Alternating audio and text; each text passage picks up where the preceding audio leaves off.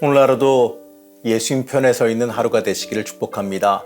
오늘 함께 보실 하나님의 말씀은 마태복음 9장 32절에서 34절 말씀입니다. 그들이 나갈 때에 귀신 들려 말 못하는 사람을 예수께 데려오니 귀신이 쫓겨나고 말 못하는 사람이 말하거늘 무리가 놀랍게 여겨 이르되 이스라엘 가운데서 이런 일을 본 적이 없다 하되 바리새인들은 이르되 그가 귀신의 왕을 의지하여 귀신을 쫓아낸다 하더라. 예수께서 모든 도시와 마을에 두루 다니사 그들의 회당에서 가르치시며 천국 복음을 전파하시며 모든 병과 모든 약한 것을 고치시니라. 오늘도 엔게디 말씀 묵상과 함께 하시는 성도님들을 축복합니다. 오늘 함께 읽은 이정 이야기는 이 청각장애인을 치유한 치유 이정 이야기입니다. 이 청각장애인을 치유한 이정 이야기는 이 복음서 여러 곳에서도 물론 다양하게 발견됩니다. 아무래도요, 예수님의 신적인 권위를 드러내는 그 이적들이다 보니까 이 더더욱이 다양하게 등장하게 되지요. 오늘 말씀도요.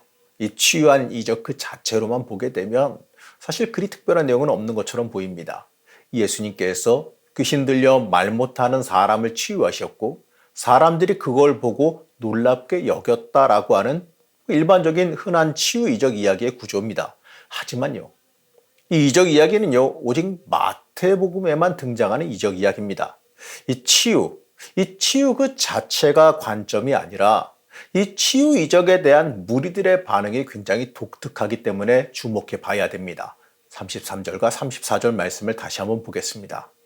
귀신이 쫓겨나고 말 못하는 사람이 말하거늘 무리가 놀랍게 여겨 이르되 이스라엘 가운데서 이런 일을 본 적이 없다 하되 바리새인들은 이르되 그가 귀신의 왕을 의지하여 귀신을 쫓아낸다 하더라. 두 부류의 반응이 상당히 다르다는 것을 알 수 있습니다. 예수님의 이적을 지켜본 많은 무리들, 이 민중들의 반응은 굉장히 놀랍게 여겼어요. 심지어 이스라엘 가운데서 이런 일을 본 적이 없다라고까지 말하지요. 이 말의 뜻은 일반 선지자들이 할 일이 아니란 뜻과도 같아요. 한마디로요, 메시아가 오시면 행하실 이적이니 그가 메시아일지도 모르겠다, 예수가 메시아일지도 모르겠다라는 반응으로 확대 해석할 수가 있습니다. 그런데 이 바리새인들의 반응은 어떻습니까? 그가 귀신의 왕을 의지하여 귀신을 쫓아낸다.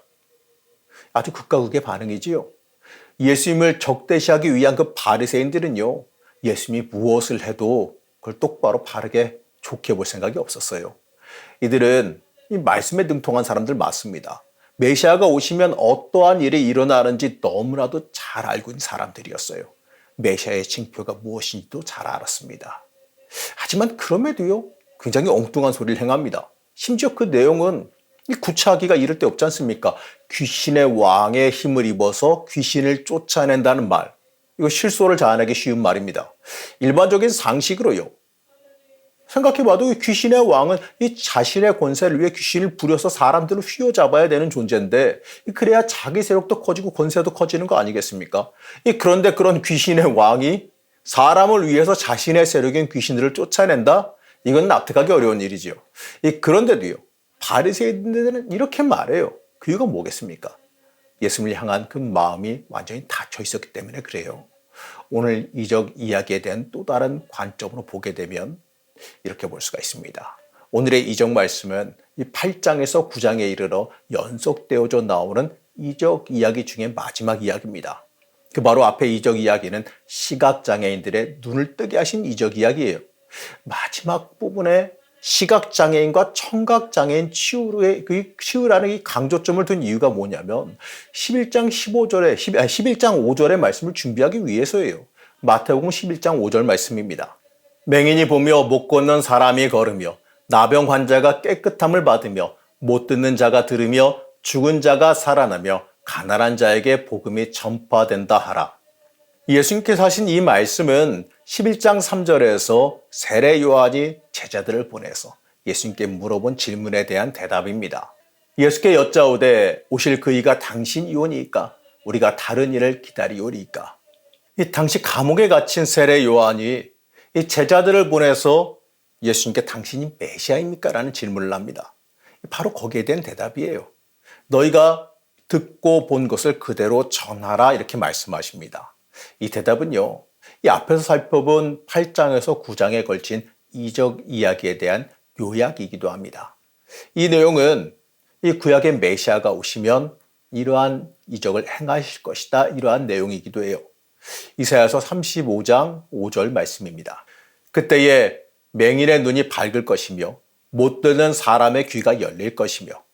오늘 말씀에 등장하는 이 이적이 예수님께서 메시아이심을 드러내는 말씀이에요. 이걸 통해서요, 예수님이 우리에게 오셨음을 말씀하는 겁니다.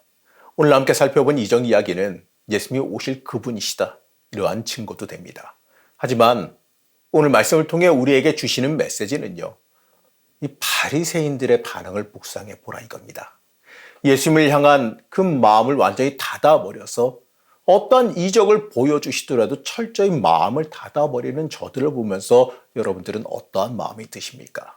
그저 바리새인들의 악하다, 그들의 그 악함과 미련함, 이걸 질책하는데 그쳐서는 안 돼요. 그들도요, 자신 나름대로 하나님의 사람으로서 살기 위해서 누구보다 더 큰 노력과 희생을 하고 있는 사람들입니다.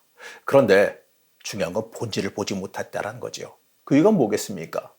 이 자기 관점에서 자기가 보고 싶은 것만 보고 있기 때문에 그래요. 자기가 원하는 일, 자기를 높이는 일, 자기 생각에 맞는 일만 하면서 그것이 주를 위한 일이다라고 착각하고 있기 때문에 그렇습니다. 우리는 이 신앙생활을 하며 살아가면서 내 생각과 내 신앙을 절대시하는 잘못에 빠지기 쉽습니다. 특히 신앙생활 연수가 길고 체험한 것이 나름 많은 사람일수록 이러한 일이 쉽게 일어나지요.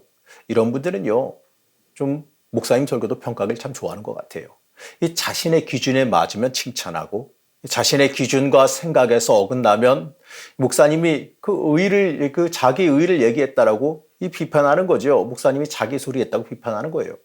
물론 목사님이라고 다 옳다는 건 아닙니다. 하지만 이 설교를 듣는다는 것은요, 내가 듣기 원하는 것을 얻어가는 것이 아니라 이 듣기 싫고 힘든 것이라도 받아들이는 겁니다. 내가 듣기 좋고 힘이 되는 이야기, 내 마음이 위로되는 이야기만 있지 않아요. 말씀에 내가 맞춰서 살아가야지, 말씀이 나를 맞춰야 된다고 생각해서는 안 됩니다. 여러분, 기도는 왜 하십니까? 이 기도는 하나님께 내 것을 얻어내려고 빼앗기 위해서 하는 거 아닙니다. 나를 향한 주님의 음성을 듣고 그 앞에 순종하기 위해서, 나를 죽이기 위해서 하는 게 기도입니다. 기도 많이 한다고 하면서 나를 위해 살고 나를 높이기 위해 내 생각을 주장하기 위해 살아가는 그 모습이 강하다면 진짜 기도하는 사람의 모습이 아닙니다. 우리는 우리 인생을 이끌어 가시는 하나님 앞에서 이 바리새인과 같이 마음은 닫고 내 뜻과 내 생각만을 주장해서는 안 됩니다. 주께서 이끌어 가시는 대로 따라가려는 하나님을 향해 열린 마음이 있어야 됩니다. 사랑하는 성도 여러분, 여러분은 어느 편에 속해 있으십니까? 어느 편에 서시겠습니까? 예수님의 이적에 놀라워하며 주인으로 고백하는 삶을 살아가시겠습니까? 아니면 나의 의, 내 잘남을 높이며 내 생각을 높이며 살아가는 바리새인들 편에 서시겠습니까? 오늘 하루의 삶도 영적인 승리함이 있는 자리에 서서 살아가시기를 축복합니다. 우리의 인생을 이끌어 가신 하나님, 우리가 하나님께서 이끌어 가시는 그 길 위에 서 있기를 원합니다. 내 의가 살아나고 내 욕심과 욕망이 이끌어가는 길에서 내려오기를 원합니다. 바리새인과 같은 악한 모습에서 벗어나 하나님께 철저히 순종하며 따라가기를 원합니다. 우리를 변화시켜 주시고 붙잡아 주셔서 주를 위한 자리에 서게 하여 주시옵소서. 오늘 하루도 영적으로 바로 서서 승리하는 자리에 서기를 원하오며 거룩하신 예수님의 이름으로 간절히 기도드렸습니다. 아멘.